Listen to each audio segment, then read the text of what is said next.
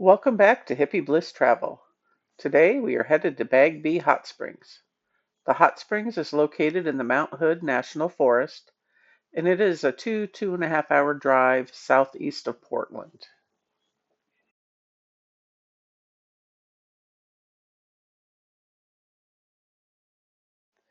And as you see, as we're driving up through the Mount Hood National Forest, you can see patches where a wildfire had recently come through. And there was a massive wildfire a few years ago that came through this whole part of Oregon.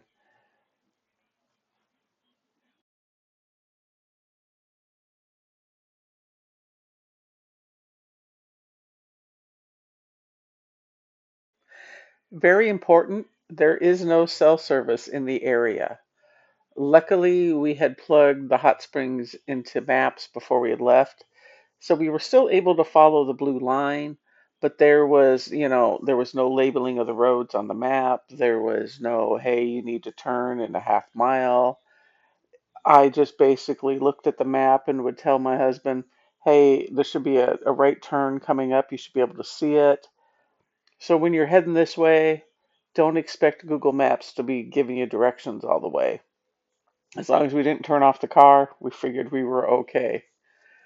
And when we were done and we left the hot springs, it was about a 45 minutes just before we got to Estacada before we got service again. But we really weren't paying attention, so we don't know exactly where we lost service on the way in. And then most of the time the roads were nice and dry, but the closer we got to the hot springs, uh, more patches of frost, and they'd be a little slick here and there for a moment. And my husband read online that when you're driving, make sure you stay on the paved roads. If Google tells you to turn on a non paved road, you are going the wrong way.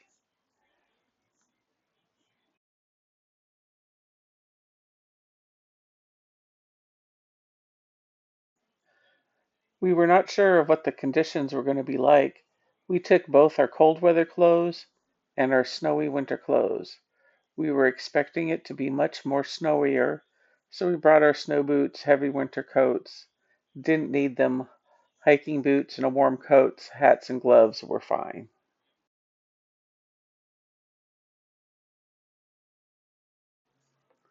Once we got to the parking lot at the hot springs, we were surprised with how many cars were there. We thought with how cold it was, we might be the only ones here. We were wrong.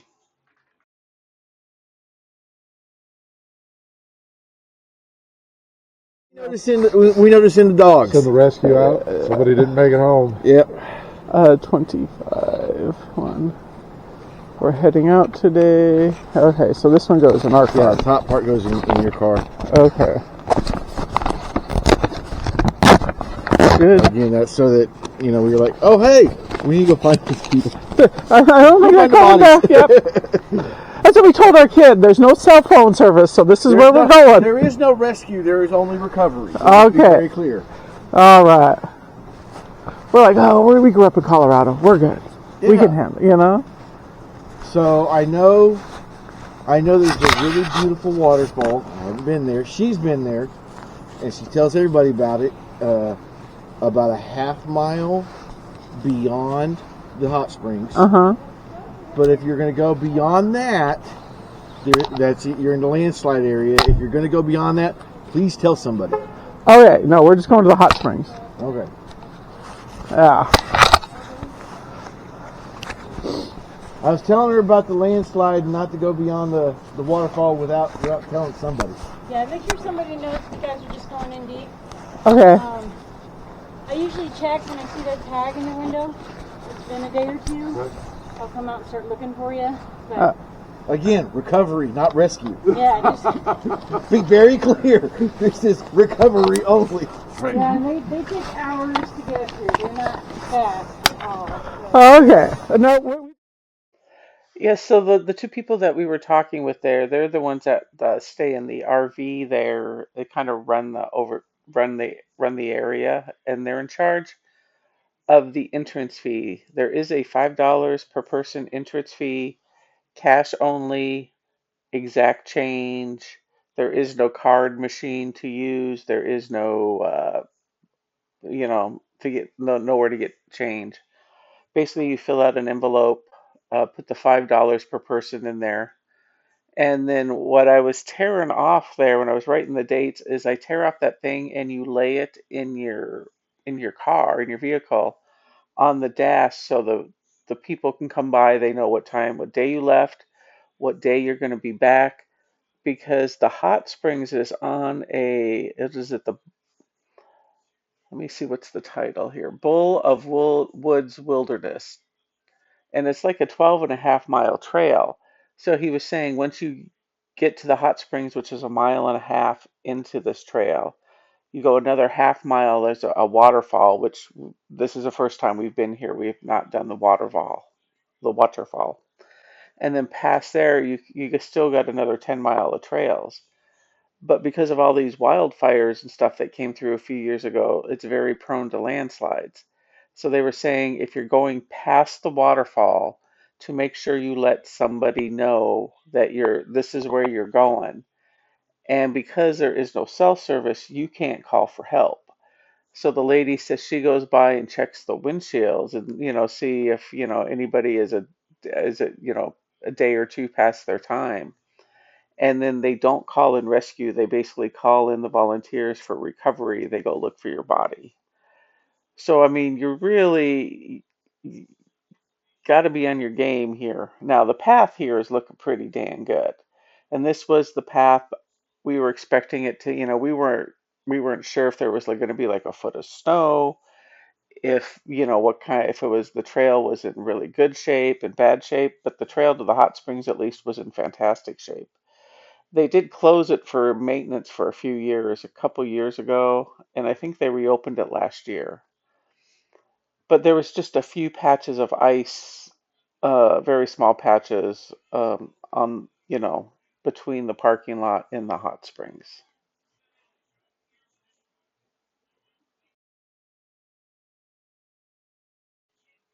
When we were hiking on the way back down, and from the parking lot to the hot springs, it's a 35, 40-minute hike, um, at least for us. We passed a young couple in their, probably early 20s, where the gentleman was on crutches, and we kept thinking, we passed him about halfway on the trail, and he was heading up to the hot springs, and obviously, wanted to soak his foot in the therapeutic waters. But we kept thinking, by the time they get up there and he soaks his foot, are they going to be able to get back down before dark? And we had somebody on this trail on crutches. Man, that band was brave. But this is the trail leading. We're getting right up to the hot springs at this point, where the little fencing starts.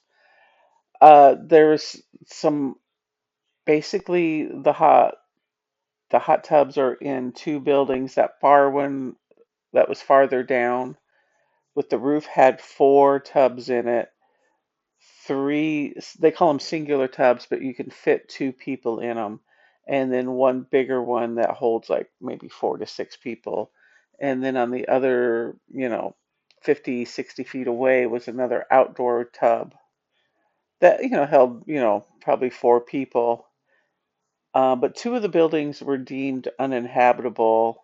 Hopefully, at some point, they'll work on them and can make them habitable so you can open up some more tubs. But yes, it is very rustic. They've got a couple fancy outhouses. Uh, but yes, here are the big wooden tubs. This is one of the singular ones that my husband and I were able to share. Now, the long black tube you see pouring in is the hot springs water, and you cannot sit in that. It's too hot. I think the lady in the tub next to us said it's about 140. The orange buckets, there's some hoses. You can the cold water from the stream or something, and it takes about a minute and a half to fill up the orange buckets, and you just make it to the temperature that's comfortable. Even with the plugs in the bottom, they're slow. It slowly leaks out, so you keep refilling it. The balance hot, cold, but still very relaxing. Plenty of room for my husband and I. We're both close My husband's over 6 foot. I'm 5'11". Uh, Even with our legs, we were both pretty comfortable fitting in those in the tubs. We were there for close to an hour. Very relaxing, very therapeutic. Highly recommended if you're ever in the area. Maybe not want to go in January when it's 29 degrees like we did, but still, it is a wonderful, wonderful visit. Very rustic, very laid back. And there was continuous people coming in and out when we got there. All the tubs were filled.